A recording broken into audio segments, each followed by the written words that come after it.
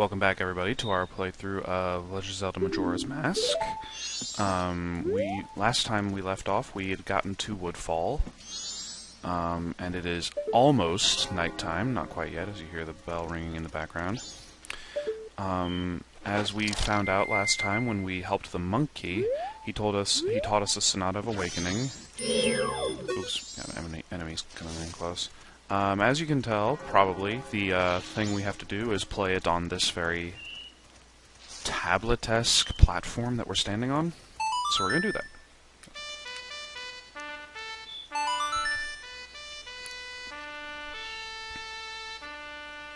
I complained last in Ocarina of Time about how there are certain songs that you have to play all the time.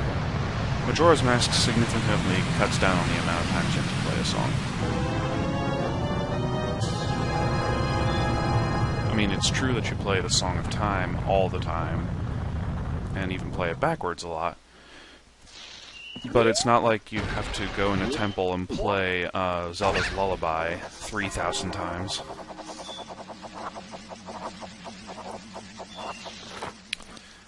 That, I guess, jump, you could call it, always unnerved me, because it never felt like I was going to go far enough. But yeah, that's just me. So we get our first impression of the Woodfall Temple here. It's actually really interesting, I've always thought. I don't know why, but in Zelda games, the forest-themed temple always has to have some sort of creepy music in it. I don't get why that is. Ocarina of Time was the most guilty of this fact. Don't need that fairy.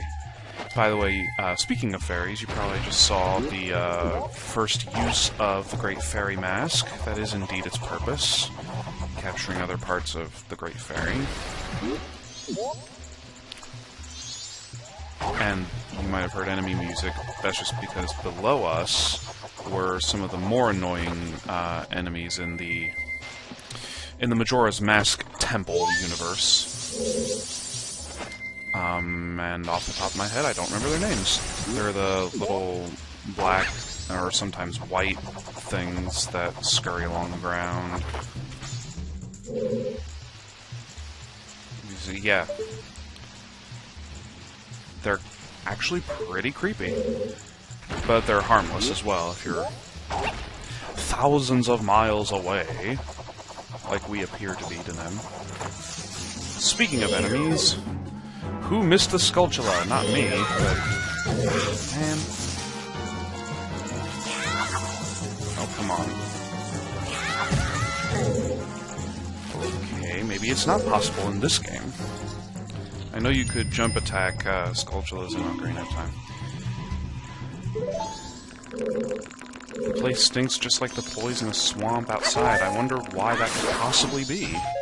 It wouldn't at all be because there's a giant poisonous lake with a weird-looking flower down below, is it? Anyway, so this is like the main big room that we'll be coming back to a lot, actually. There are a couple of things in here we can get. Yep. Get used to that in this temple. For whatever reason in... oh, wrong mask. For whatever reason in the first temple, they decided that it was a good idea to hide fairies in the most mundane of locations. Like within enemies, within jars. I mean, I guess it could be hard to figure out initially, but... I mean, come on guys, really? They hide them much better in later temples, though, so don't worry. And the other fairy would be... it's in the chest up there, I want to say. Or one chest that appears in here later. We'll get to it. As for now, the other door on the other side was locked, which is why we didn't go in there. Another sort of main room. Hey look, it's an eye switch! Gee. If only we had a bow and arrow that we could maybe use. That would be ideal, wouldn't it? But where are we ever going to find one of those, realistically speaking? I mean, come on. Oh, look, gang rap turtles. Notice I said gang rap, not gang rape. Because unless you're Daniel Tosh, you shouldn't joke about rape. See what I did there? I made a joke about Daniel Tosh. No, come back this way, you damn lazy fat turtle. Okay, there we go. Oh, what? Is this, like, little caveat in the ground really too hard for you to get out of your fat body? Whatever. Oh, I got a heart, apparently. And our first big chest of the game. What could it be? Well, I always found it funny how the Deku has to jump into the chest. It's the map, as if we expected anything different from the very first big chest of a dungeon in a Zelda game. I didn't really expect anything different. Now, that, I believe, is a chest we can do this all the way over there, too.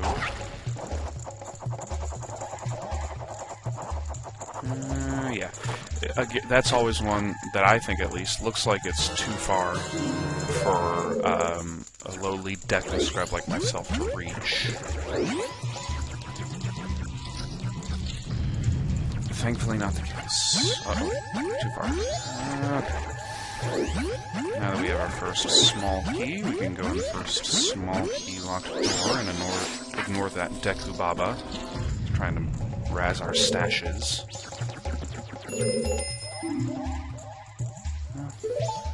Is it light enough for a Deku to push?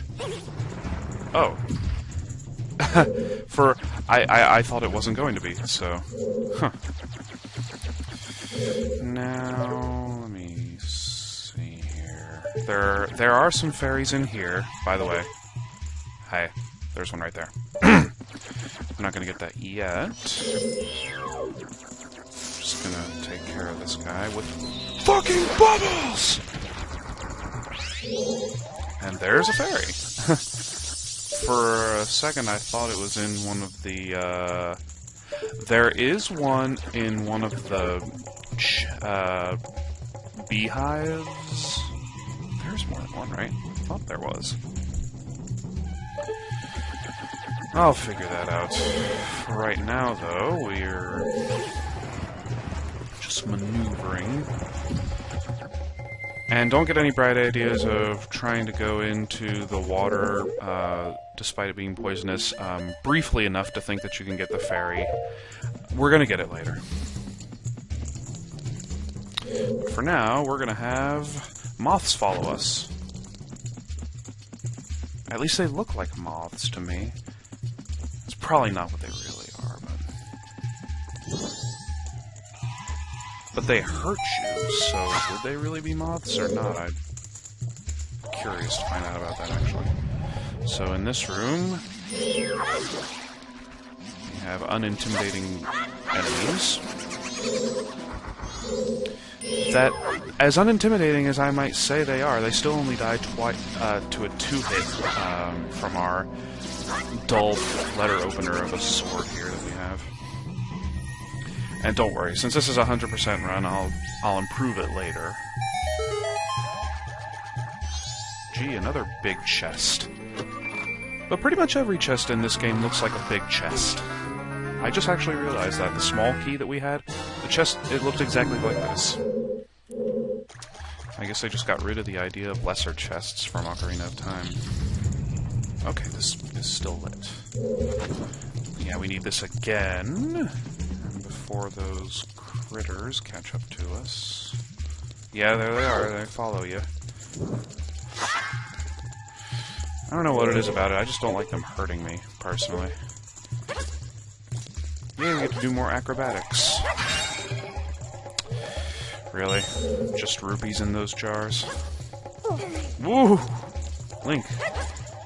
You won't make the Olympic gymnastics team with short jumping like that! Yeah, we need fire again for burning down the... Ooh! I seem to remember thinking that spiderwebs don't really work that way, but what do I know, right? Now we're going to a dark room. Since a lot of evil here. Well, that's good news, Tattle. Thank you for telling me that. Yep, that's what she means by evil. And just for reference, black bow. Okay. Yeah, get used to using your spinning sword attack a lot. At least I do. And Navi... man, I keep wanting to say Navi! Tattle can be pretty helpful here. Her light can provide sort of a way for you. So here's how you do this room. The torch is in the middle, but it's obviously not well lit enough. There are 3 other torches we have to light, and from what I remember, those black bows will keep spawning. Shit. It's really, you gotta get acclimated with this room, otherwise you won't know where all the torches are. Generally, there's the one here by the door. And if you go along the wall, you'll find them. One here that's like directly across from the first torch, and then this one. So, in a sense... Oh. Okay, I forgot about that, but that's cool. So in a sense, it forms like an isosceles triangle. Oh wait, never mind. There's a lesser chest right there. And I guess the one that the fairy was in the beginning of the temple was in a lesser chest as well. Where are you? There you are. Okay, it should be straight across... Oh, what? Going the wrong way. Wow, I realized that a little too late. That was kind of embarrassing, but whatever. Okay, this way, the proper way. And then, again, if you go along the wall, which I clearly didn't do just there, and again, you prefer to be kind of quick on the draw, otherwise those torches go out relatively quickly. And for future reference, I didn't know about this until I watched some videos later. The torches, when you light them off of when you light the Deku stick on another torch, your stick stays lit. I did not know about that, I admit. I found that very helpful. Oh! I almost had an electrical beast moment there. Like, whoa! Uh-oh. Oh, God. That was ill-advised. Don't be risky with... Wow.